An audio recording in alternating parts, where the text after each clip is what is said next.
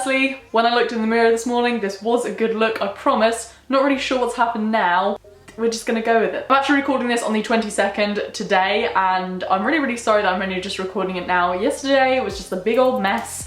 I apologise, and today I'm going to be continuing my Enchanted Endeavours series on my channel, and today we will be continuing the videos talking about the Wiccan holidays, better known as the sabbats, and this one will be on Litha, or summer solstice, or midsummer, you may know it as. By the way, if I keep saying Litha and Lither, I'm so freaking sorry. For some reason my tongue wants me to say Litha, but I know it's Lither and I have known for years, so I have no idea why I always say that, but I'm sorry about that. Now this video is going to be a little bit different to my last Enchanted Endeavours episodes on the Wiccan holidays. I am going to be trying to make these videos a little bit shorter. I've been told that my videos about the Enchanted Endeavours like series and stuff like that can be very long and very tedious. So I'm really sorry about that. Try and make them a little bit shorter and a little bit more, the information a little bit more basic, but still like in depth, just shorter, and hopefully they'll be easier to understand since I've already kind of celebrated it a little bit more. So there'll be some extra kind of filming on some things that I've already done. So I asked you guys on Instagram whether you'd like to see a vlog on how I celebrate these sabbats and stuff like that, and a lot of you guys are saying you would like both. I may continue with this series for this year and just kind of make videos like this, and then next year I will start a new series where I just vlog the sabbats and what I do on the sabbats, and that might be another really interesting thing. But please let me know down below what you would prefer, because I would be very interested to hear your opinions. If you guys did not see my last Enchanted Endeavours episode, it was all about tea leaf reading or tasseography, so I will put a link in the description down below to the playlist of my Enchanted Endeavour / Wicca related videos, so you guys can watch that there if you would be interested. Thank you guys so much for watching. I really hope you enjoy, and let's just hop right into it. So when is Lither? So Lither can be celebrated from the 20th of June to the 24th of June, and typically out of these dates you would celebrate it on the longest day and the shortest night of the year, which is usually the 20th or the 21st. No, I do believe that any of these days do celebrate it is completely fine. I personally have been celebrating it yesterday, today and tomorrow as well, just because I have a lot to do, and also this last couple of weeks been a bit messy. And as for you guys in the southern hemisphere, you do celebrate Lither on a different date to us guys in the northern hemisphere due to seasonal differences. So you would celebrate Lither on the 20th to the 25th of December, and what you would be celebrating now would be Yule. I also do have a video on in my Enchanted Endeavours playlist if you'd like to look at that. Of course, this is dependent on the Wiccan. Like I said before, a lot of Wiccans in the southern hemisphere choose to celebrate it the same as we do, but I think because of the seasonal differences and everything going around in that sort of time, that it makes more sense to celebrate the sabbats at a different time. I'm just aware that's what they do if they are based in the southern hemisphere. Do not know what is going on in my hair today. What is Lither, and why do us Wiccans celebrate it? So Lither, or some know it as summer solstice, is the celebration of the longest day and the shortest night of the year, like I just said previously, and it represents the absolute like peak of summer basically. Now the sun is at its most powerful, and it's giving life, warmth to the earth, and fertility to plants, animals and people as well. We're celebrating the sun being at its peak, and we are celebrating passion and success throughout all the growth going on in the world, also with humans and everything else. Even though we are celebrating summer, we are very aware that from now on the days are going to start getting shorter and the nights are going to start getting longer again. But we do not forget that obviously around this time of the year the sun is still here, the warmth is still here, we're still enjoying ourselves, we're still enjoying summer, but we are aware of that. We are celebrating the pregnancy of the goddess, and we are celebrating the sun god being at his like full potential and at the height of his strength as well. So how do Wiccans and how do I personally celebrate Lither? And before I start this part, obviously there are tons and tons of ways that you can celebrate Lither. Every Wiccan celebrates it differently. These are just some ways that I've heard that you can celebrate it and that I've experienced with celebrating Lither over the last couple of years. So please bear that in mind. It's okay if you send it a different way. Everybody will do things differently. A good way to celebrate any sabbat is obviously decorating your altar to honor the sabbat. So placing candles at your altar to begin with are the colors green, yellow, gold, basically any bright colours that represent the sun being at its full potential and the green earth that we are currently living in. And burning incenses at your altar too, like lavender, orange, any kind of fruity scent, and flower scents are great as well. Also tying green, yellow or gold ribbons at your altar or draping cloth underneath your altar of these colours is also a really good thing to do as well. And also putting a ring of flowers around some of your items at your altar, like your cauldron or your chalice or something something like that, depending on what you use at your altar. That's also another thing to do at Litha. And as for flowers and herbs and stuff like that, for offerings, you could use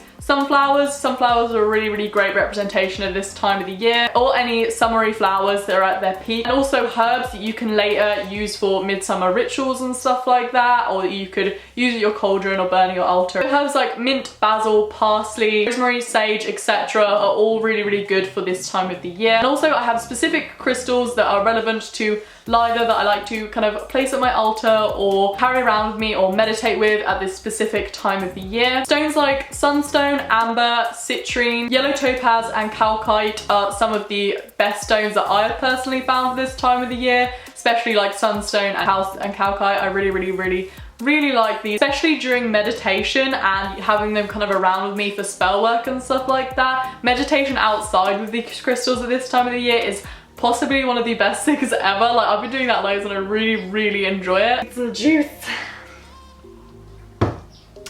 Midsummer is an absolute brilliant time for rituals, especially at night, since the nights are very warm and also they're very short, so they are definitely more powerful to kind of do some bigger rituals at this time of the year. It's kind of time to focus on larger spells, dealing with harder topics and things you may be doing in a spell. So like this is the time of the year that you're focusing on doing like the spells that are like the biggest, the hardest, the ones that you need the kind of most energy and power for. Definitely this is the best time to do them. As for spells and activities on this day, the greatest thing to do and probably the most common thing to do on Midsummer or Lither is a midsummer bonfire or a midsummer night fire ritual, which is an absolutely great one, which I did actually try out last year and it was freaking incredible, but best obviously performed outside, but you can perform it other ways if you have like a wood burner or you have some place that you can do something like that. And you can do it in like absolutely tons of different ways and it's absolutely amazing. You can use the ritual for a lot of different purposes. Other spell work that is really great at this time is other things like fairy magic,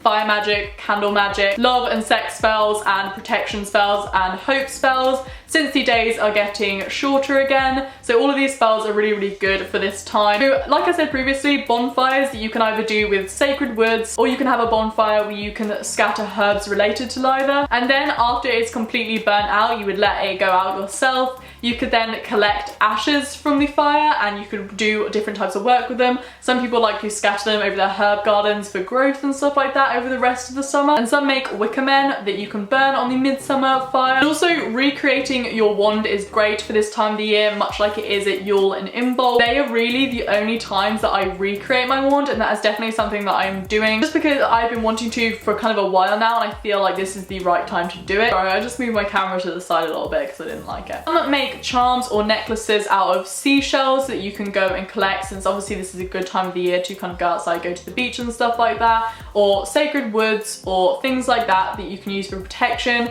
You can either make these for yourself or you can make these for other people. Some make other things that you can hang around your house, one of them being something called a God's Eye. If you guys haven't heard about this, it's actually very interesting. It's something you make typically out of wool or string, and there are lots of different ways you can do it, but it's usually something you make as like a symbol of protection. You can hang on your doors, above your doors at this time of the year, or you can hang it like in your room or something like that, or some people choose to hang it above their altar. You can also obviously make summer wreaths. You can actually make string symbols in them for protection or whatever you'd like to do, and then obviously hang them on your door, hang them around your house, etc. as well. And obviously other things that you can do just to celebrate the Sabbath is just enjoy the outside. But you can throw a midsummer party or gathering or bonfire night or something like that that you can have with your coven or your close friends and family and stuff like that, where you could perform a midsummer ritual or you could just have your sacred bonfire. You can go on walks and you can collect herbs and twigs. Maybe if you're creating a new wand or something like that, or just want to make some like wreaths or want to make some decorations,